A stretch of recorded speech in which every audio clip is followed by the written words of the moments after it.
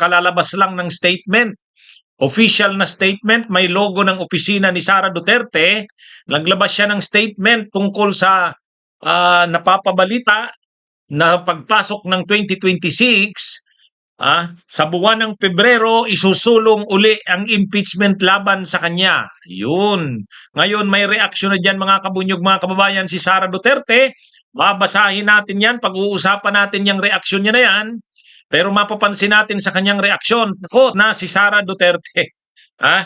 Akala niya kasi, nung binasura ng Korte Suprema ang impeachment niya, hanggang ngayon, hindi pa rin nare-resolve ng Korte Suprema yung motion for reconsideration. Akala niya ligtas na siya, ay hindi pa. Hindi pa. Sabi ng Korte Suprema, mula February 6, kung gustong sampahan siya ng impeachment, pwede na uli. Pwede na uli. At ito yung mahirap. Ito yung mahirap sa impeachment ni Sara, mga kabunyog, mga kababayan, sa 2026. Mas marami ngayon, mga kabunyog, mas mahirap ngayon ang sitwasyon niya. Bakit? Bakit mas mahirap yung sitwasyon niya ngayon sa 2026 na impeachment niya sa February? Una, karamihan ng senador hindi na kanya. Baliktad nitong nakaraan. Nitong nakaraan, sila Chis Escudero, kontrolado nila ang liderato ng Senado. Sila Jingo Estrada, si Joel Villanueva, sila Alan Peter Cayetano. So dati, ang Senado ay hawak ni Sara Duterte. Karamihan ng mga senador tulad nila Chis, Jinggoy, Joel Villanueva, Alan Peter Cayetano ay makasara Duterte. Kaya napigilan nila yung impeachment ni Sara. Ang ginawa ni Chis Escudero, hindi inaksyonan kaagad yung impeachment na final noong February 5, 2025. Hindi sinunod yung nakalagay sa konstitusyon na trial shall proceed forthwith. Pero ngayon hindi na yan. Hindi na yan. Ang Senado ngayon ay hindi na maka-Duterte. Sila Senate President Soto, sila Ping Lacson, sila Risa Hontiveros, si Risa Hontiveros, Deputy Majority Floor Leader. Si Ping Lacson, ano yan? Senate President pro tempore. Di ba? Wala na. Ang Senado ngayon, itong Senado ngayon sa 20th Congress na Senate, wala, hindi ito makasara Duterte. Pangalawa, ang ombudsman noong sinulong yung impeachment ni Sara last year ay si Martires. Si Martires ang ombudsman noon. Ngayon wala na. Ang ombudsman ngayon ay si Boying Rimulya. Bakit importante ang ombudsman sa impeachment? Makakatulong yan pag-produce ng mga ebidensya. Sino ang kukuha ng mga dokumento ng AMLAC? Ombudsman yan. At once na makuha yan ng ombudsman, pwede nang ibigay ng ombudsman sa mga miyembro ng Kamara na magsusulong ng impeachment. Kaya yung Senado ngayon ay kapag sinulong ang impeachment ni Sara, aaksyonan agad yan ng Senado. Ang ombudsman ngayon ay hindi yan makasara Duterte. Hindi tulad noon. Kumbaga noon kasi mga kabunyog, mga kababayan, lahat kakampi ni Sara maliban sa Kamara. Yung ombudsman noon hindi katulong ng Kamara sa impeachment ni Sara kasi si Martires yun. Yung Senado noon, makasara Duterte. Ngayon hindi na. Hindi na ngayon yan. Di ba? Kaya nararamdaman niya ni Sara. Nararamdaman niya ni Sara. Iba itong impeachment sa February. Kung isusulong yung impeachment sa February, mahihirapan sila Sara na pigilin yan. Kasi yung Senado, hindi nila hawak yan. Ang ombudsman, hindi nila kakampi. Di ba? Tingnan nyo yan. Ombudsman, Senado, yan. At ang isa pa dito, ang malinaw dito, mag-i-eleksyon na sa 2028. Kaya sisiguraduhin ng grupo ng Marcos, ng kampo ng Marcos, na hindi makatakbo si Sara sa 2028. Kaya talagang ipipilit na yung impeachment sa 2026. Ipipilit yan. Pipilayan yan si Sara para hindi maging kalaban sa 2028. Kailangan niyang madesisyonan sa 2026. Nakikita nyo na mga kabunyog, mga kababayan. Kumbaga, yung lahat ng lamang ni Sara noong 2025, kakampi niya ang ombudsman, kakampi niya ang Senado. Di ba? Ngayon wala na yan. Kaya mga kabunyog, mga kababayan, wala sa side ni Sara yung mga bagay na nakatulong sa kanya noon para hindi maisulong ang impeachment. Ano ba yung nakatulong sa kanya noon? Hindi inaksyonan ng Senado. Dinilay ni Chis Escudero. Sinuportahan siya nila Jinggoy. Sinuportahan nila Cayetano. Sinuportahan nila Joel Villanueva. Ngayon wala na yan. Wala na. Ang tanong, makalusot pa kaya sa Kamara ang impeachment? Yes! Yes! Unang-una, may magsusulong pa kaya ng impeachment? Yes! Sino ba ang mga nagsulong ng impeachment noong 2025? Ay di ba Akbayan sa Kamimamayang Liberal, Tindig Pilipinas? Pangalawa, yung Makabayan Black. Pangatlo, yung mga clergy. Yung mga grupo na yan, hindi naman magbabago ng paninindigan niya. Ang Makabayan Black, nagsabi na ang bayan muna at ang bayan, sila Pedi Casino, handa na naman silang i-refile ang impeachment sa February 6. Di ba? Kaya, okay, may magpa-file ba uli ng impeachment? Yes, nagsabi na ang bayan, sila Teddy Casino at bayan muna, i-refile nila uli. Sigurado na. Sino pa yung pangalawang nag-file? Yung grupo ng bayan at saka Magdalo, sila Layla, sila yung grupo ni Trillanes.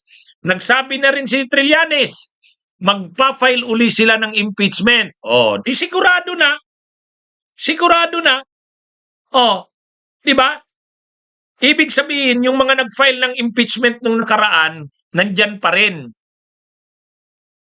Bayan muna, bayan sa Magdalot, Mamamayang Liberal, yung mga clergy, di mayroon na. Ang tanong, makakuha kaya ng 1/3? 1/3 lang naman yung kailangang boto ng mga kongresista. 1/3. Ang 1/3, ilan ba yan? Ilan ba yan? Ang 1/3, kung 300, di 100. Di ba? Kung 300 ang kongresista, ang 1/3, 100. Ay mukhang 320 yata ang kongresista. Di sabihin, 320 ba? 320? Sabihin na nating mga 110. Sigurado ka na, sa tingin nyo, hindi ba makukuha ang 110?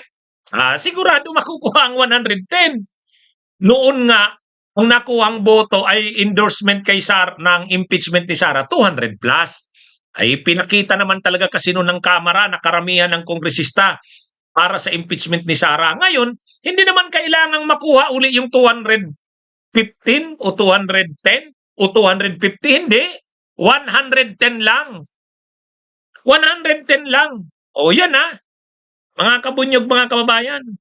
At ang isa pa, palapit na ang elections ng 2028, hindi pwedeng hindi na i-impeach si Sara. Kailangan na yung ma-impeach para mapilayan bago ang 28. So yan na. Okay? So, ano ba ang pinakauna? Una muna, mga yung magpa-file ng impeachment. Mayroon na. Bayan muna, Akbayan, Magdalo, nandyan pa rin. Pangalawa, makuha kaya ang endorsement ng 1/3 ng Kongreso, Kamara? Yes. Pangatlo, ang pinasa sa Senado, aksyonan kaya kaagad ito ng Senado? Yes. Kasi sila Soto at Lacson ang liderato ng Senado. Sila Risa Hontiveros. Hindi ito tulad nung panahon na ang mga leader ng Senado ay tao ni Sara Duterte. Yan mga kabunyog, mga kababayan. Malinaw. At noon, hindi katulong ang ombudsman. Ngayon, katulong ang ombudsman. Tutulong ang ombudsman para sa mga ebidensya. Di ba? Mga kabunyog, mga kababayan. At paubos na ang mga senador ng Duterte. Ilan ang kailangang boto para makonvict si Sara?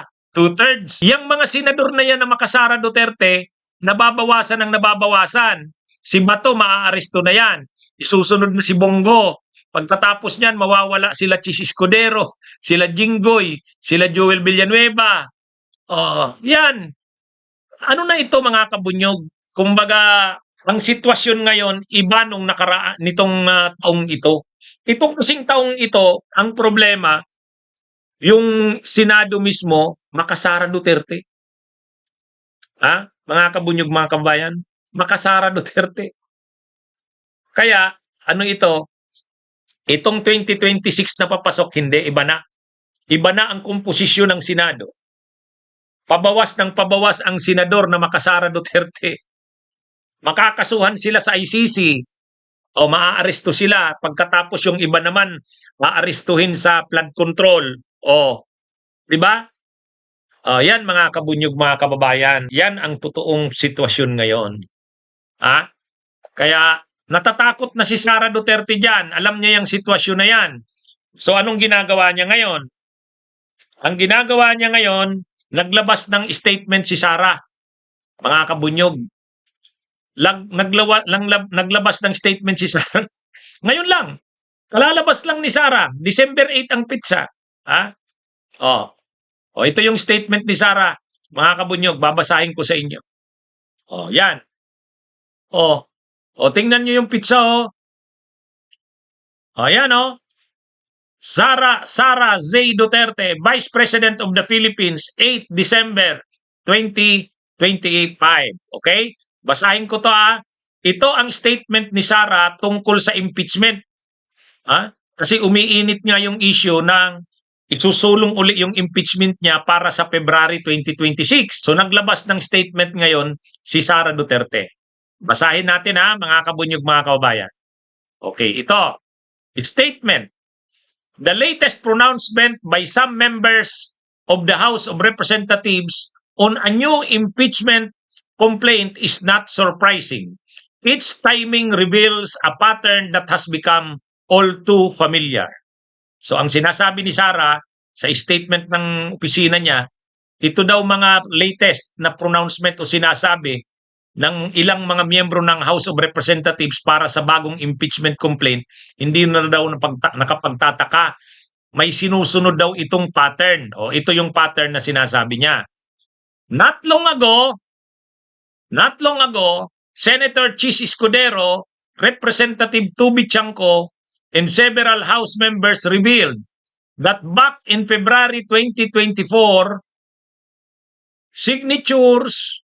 Not long ago, Senator Chis Escudero, Representative Tubi Chanco, and several House members revealed that back in February 2024, signatures for my impeachment were being courted in exchange for budget allocations. Their statements have unmasked the truth that the impeachment against me was never really driven by principle but by price. So ang sinasabi ni Sara Duterte, noong nakaraan daw, yung impeachment niya daw, noong 2020, itong 2025, ay daw yon, kakabit sa budget. Nang pinag-uusapan ang budget, isinulong yung impeachment niya. At kung ikaw ay kongresista, hindi ka bibigyan ng pondo kung hindi ka pipirma sa impeachment niya. Ngayon na naman daw, nauulit na naman yan. So yun ang akusasyon ni Sara. Na kumbaga ang pattern, kapag pag-uusapan na ang budget, pag-uusapan na naman ang impeachment. Yan yung paliwanag niya. Kaya yung nagsusulong daw ng impeachment, hindi naman principle yan, presyo.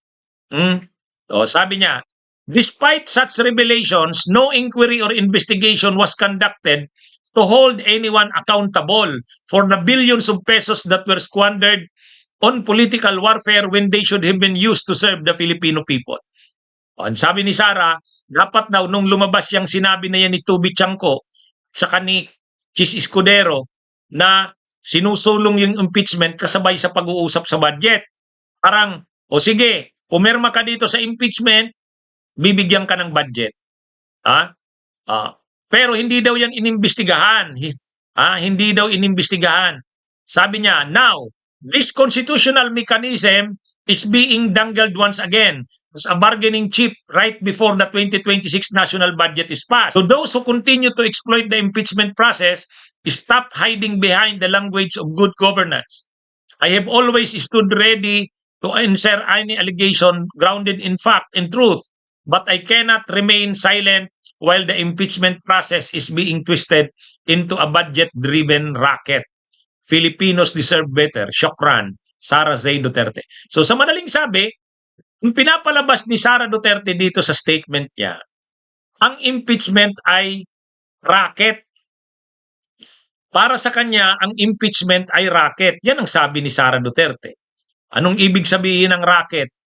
Parang ginagamit ang budget, ang impeachment kasi siyempre ang gusto ng grupo nila Marcos at Romualdez isulong daw ang impeachment laban sa kanya. Kaya ang ginagawa ayon kay Sara Duterte, nakakabit yung impeachment sa budget para siyang racket. Parang ganito, congressman ka, hihingi ka ng pondo sa distrito mo, pumirma ka sa impeachment.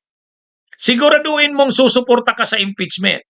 Kung hindi, hindi ka bibigyan ng alokasyon sa distrito mo. Kumbaga, ang aligasyon ni Sara Duterte, magkakabit ang impeachment niya ang budget. Ang ginagamit daw na panakot sa mga kongresista para suportahan ang impeachment niya ay hindi ka bibigyan ng budget kung hindi mo susuportahan ang impeachment. Sa tingin nyo kaya, tama kaya yung sinasabi na yan ni Sara Duterte? Tama kaya yan? Kasi ang sinasabi niya, yung mga nagsusulong ng impeachment, wala yung principles. Pera-pera lang yan.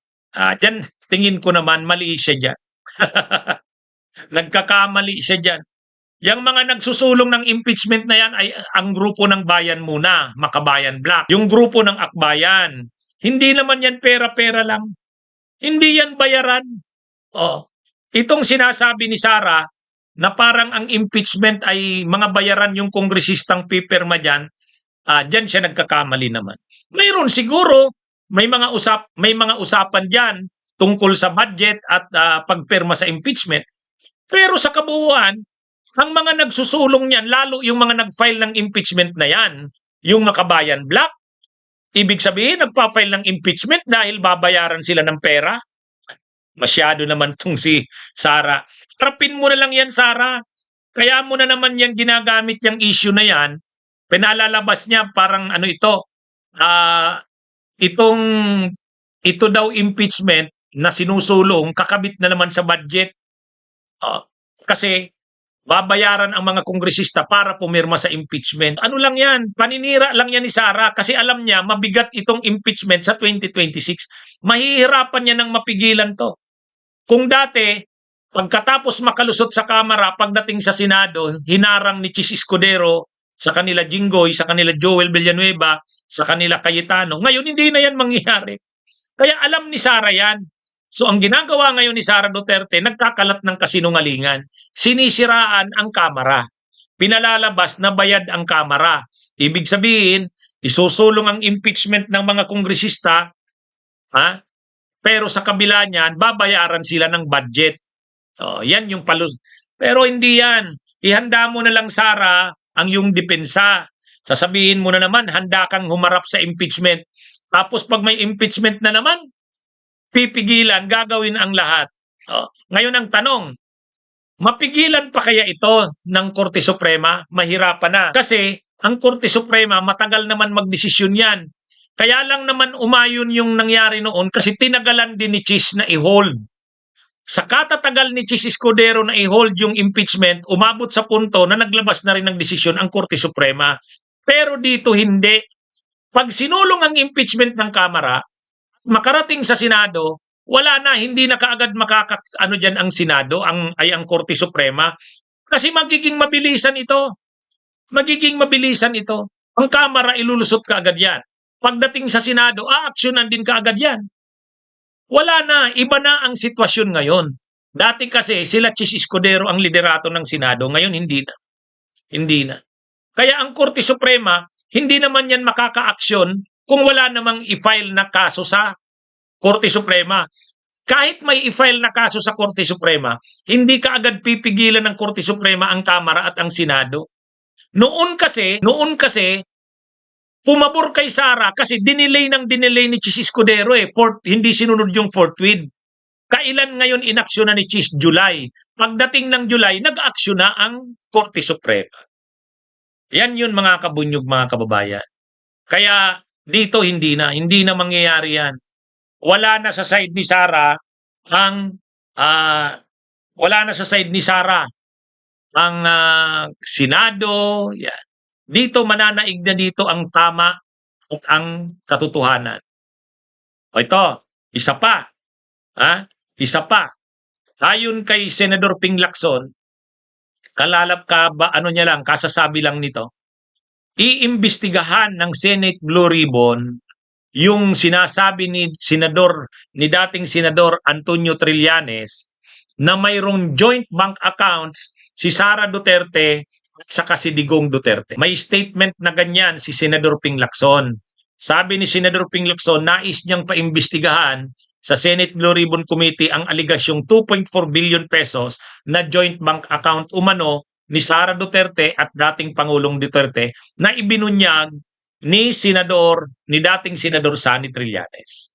So, actually, lalabas yan ngayong susunod na mga araw, ipapakita yung joint bank account na yan.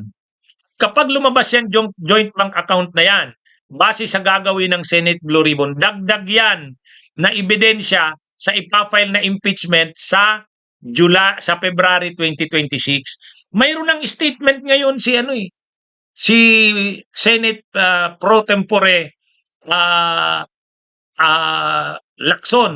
Ping Lacson.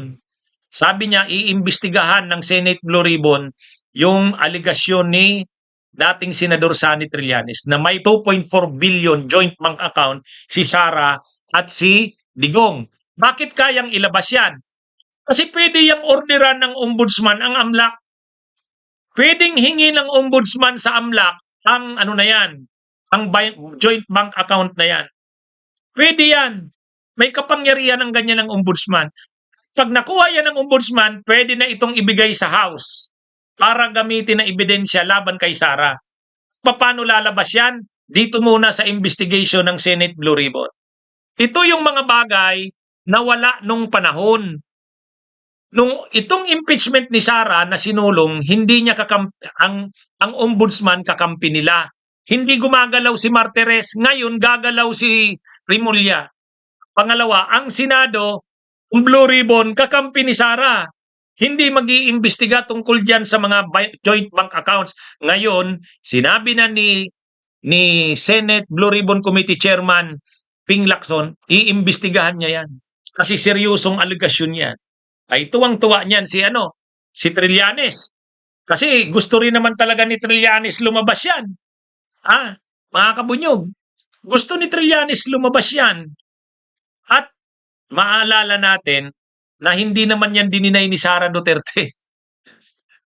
Hindi niya yan dininay. Saka mahihirapan nilang i-deny yan. Kasi may records ang bangko At kaya bang ilabas yung mga bank records na yan? Yes! O ganito, ang tanong. Pwede ba dyan mag-apply ang bank secrecy law? Pwede bang mag-apply ang bank secrecy law? Hindi. Bakit hindi?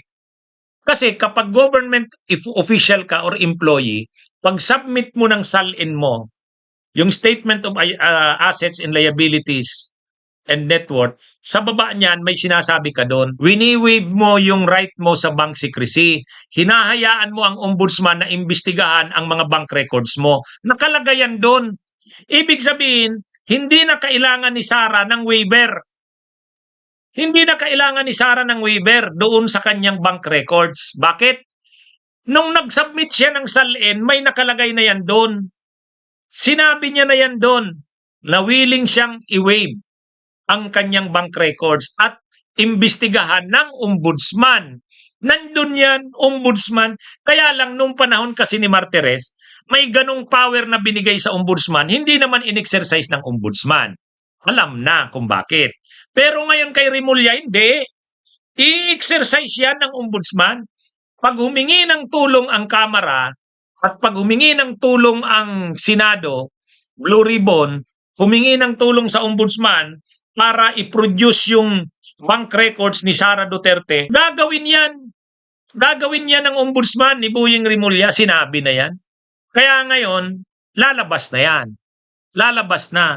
Kung dati nakatago yan, ngayon hindi na. Iba na ang Ombudsman ngayon.